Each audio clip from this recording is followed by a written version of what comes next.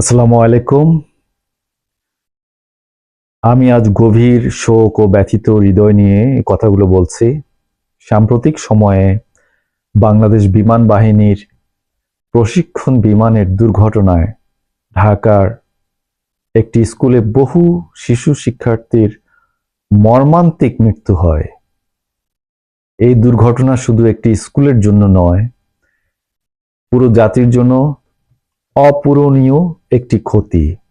নিরীহ শিশুদের এই অনাকাঙ্ক্ষিত মৃত্যুতে আমরা সবাই শোকাহত, ব্যথিত, প্রশ্নবিদ্ধ। যে শহরের নাম ঢাকা, বিশ্বের সবচেয়ে ঘনবসতিপূর্ণ শহরের একটি, সেখানে এত বছর ধরে বাংলাদেশ বিমান বাহিনীর প্রশিক্ষণ চলছিল।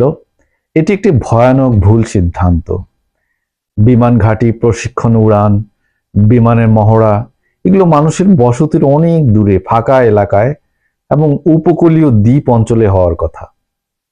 প্রতিদিন হাজার হাজার শিক্ষার্থী, কর্মজীবী মানুষ এবং অসংখ্য সাধারণ নাগরিক ঢাকায় চলাফেরা করেন।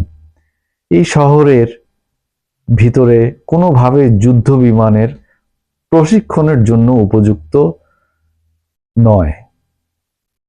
বাংলাদেশ সরকার, প্রতিরক্ষা মন্ত্রণালয়, বাংলাদেশ বিমান বাহিনীর প্রতি অনুরোধ জানাচ্ছি, বিমান বাহিনীর সব ধরনের প্রশিক্ষণমূলক কার্যক্রম ঢাকার বাইরে সরিয়ে নেওয়া হোক।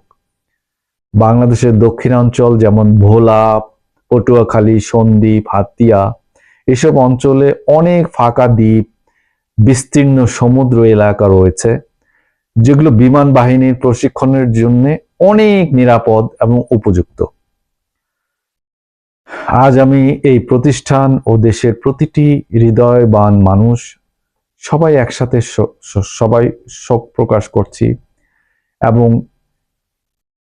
সেই সব পরিবারের প্রতি যারা আজ তাদের সন্তানদেরকে হারিয়েছে, আমরা অনুরোধ করছি দয়া করে বিমান বাহিনীর প্রশিক্ষণের পরিকল্পনায় মানবিকতা ও নিরাপত্তাকে অধিকার দিন। ভবিষ্যৎ যেন কোনো শিশু, কোনো পরিবার এভাবে কষ্ট না পায়। শেষ কথা, শিশুরা আমাদের ভবিষ্যৎ, সেটা যে দেশেরই হোক না কেন, তারা যেন নিরাপদে বেড়ে উঠতে পারে, সে দায়িত্ব আমাদের সকলের।